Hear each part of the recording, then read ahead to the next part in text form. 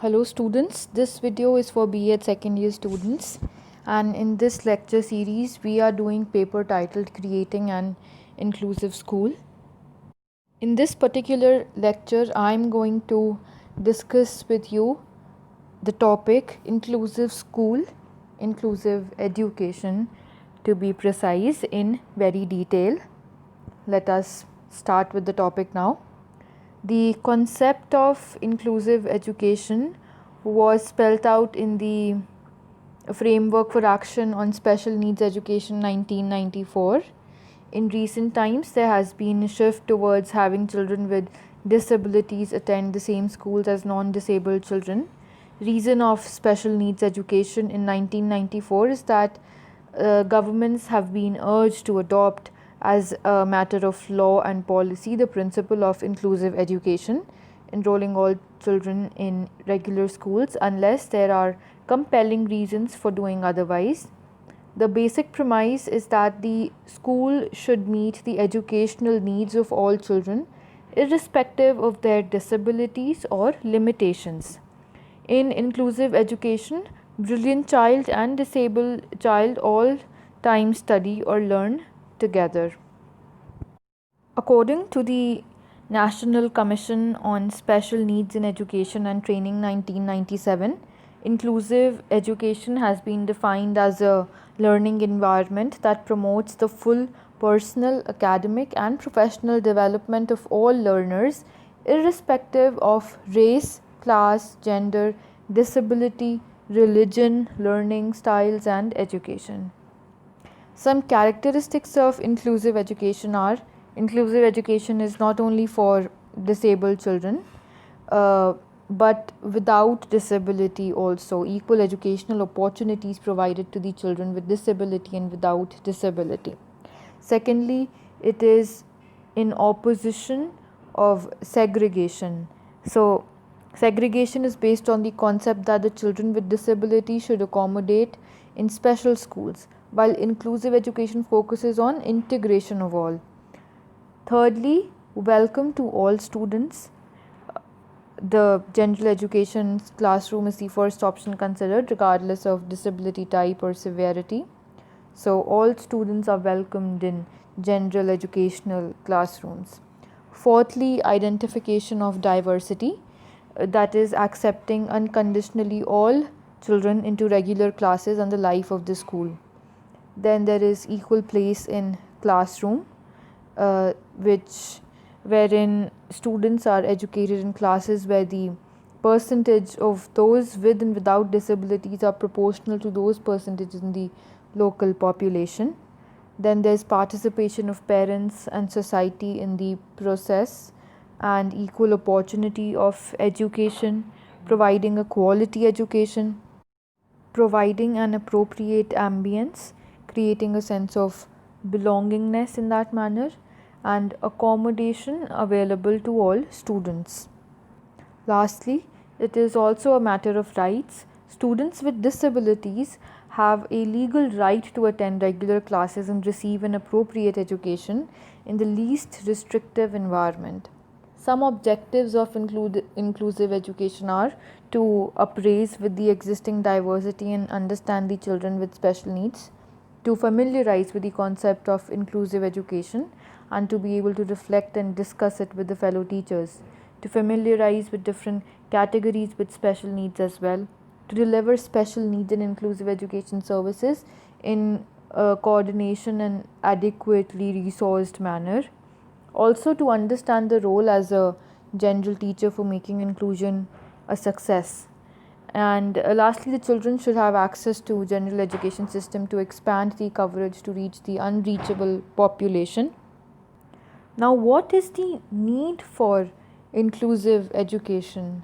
There are various points we can discuss over here, and there are various needs, like for universalization of education, for development of nation, realization of social equality, development and empowerment of society, utilization of new technologies in education, and development of desirable qualities for good citizenship and of child's individual life, and it has an important role of family and society, and most importantly for all round development of child, for improvement in the quality of education and development of a positive point of view towards life. Now, the importance of inclusive education we can discuss herein together with the need. Importance lies in the family's vision of a typical life for their children can come true.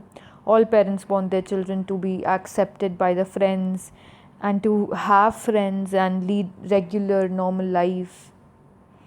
And then, secondly, children develop a positive understanding of themselves and of others.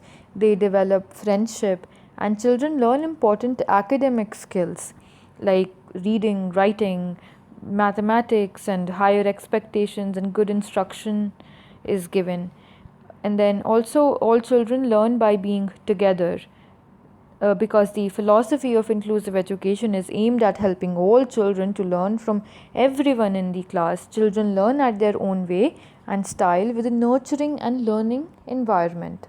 Some basic elements of inclusive education are human rights issue, togetherness, education for all in a school for all, and lastly breaking barriers like that of fear, prejudice, rejection, etc.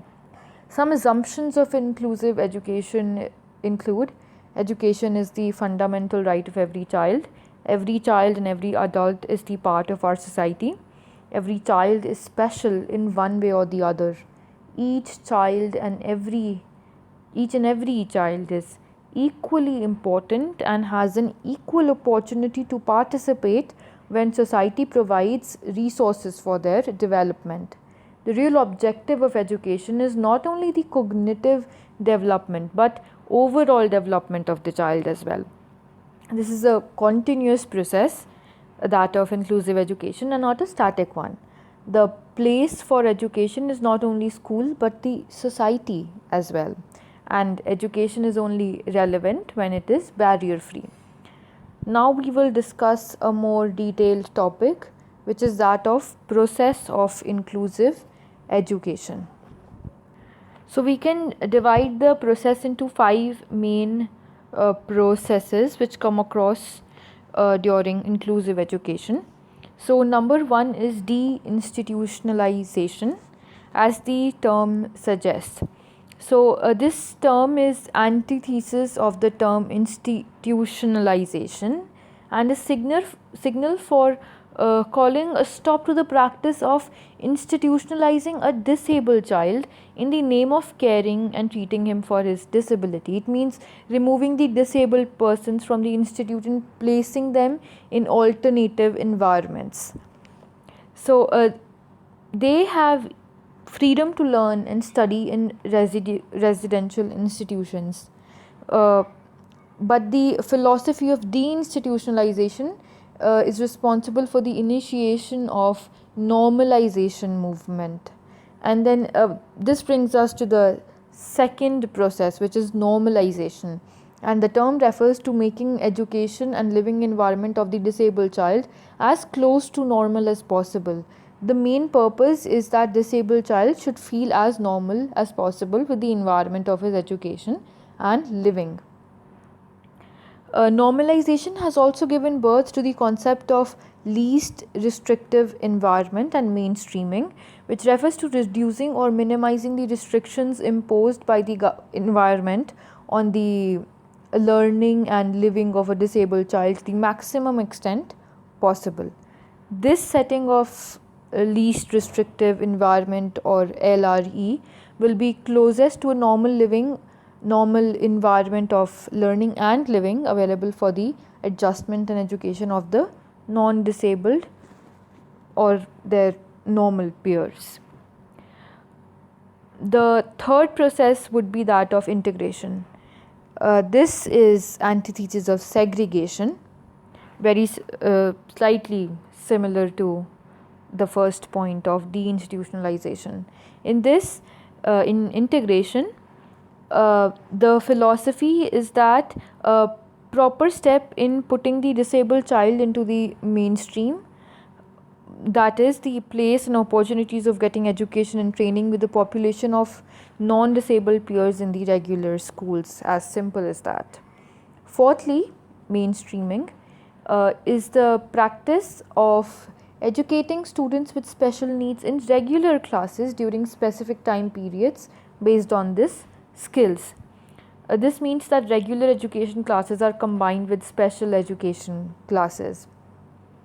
Access to special education classroom, often called as the self-contained classroom or resource room, is valuable to the students with a disability, since they get to work one-on-one with special education teacher addressing any need for remediation during the school day. And lastly, inclusion. So no discrimination is made among the disabled and non-disabled, and inclusion provides specialized instruction and support to any student who is in need of support. And it is an approach wherein students with special educational needs spend most or all of their time with non-disabled children, which is very crucial in the whole process of inclusive education. Some differences between traditional approach and inclusive approach include, so traditional approach in a way suggests education for some, it is very static, and there's collective teaching, learning in segregated areas, emphasis on teaching subject oriented, and there is opportunities which are limited by exclusion. There is the disability view, and it labels children according to their disability, and there is assessment of students by a specialist, while at the same time inclusive approach is very different from the traditional approach in a way that it sees and provides education for all. It is very flexible. There is individualized teaching and learning in integrated areas. There's emphasis on child-centered learning, and there, instead of disability view, there is a curricular view, and there is equalization of opportunities for all. That's all for this particular lecture. In the next lecture, you will be seeing more into detail on inclusive education. We will see the difference between special education, integrated education, and inclusive education. Until then, if you have any doubts, feel free to contact us.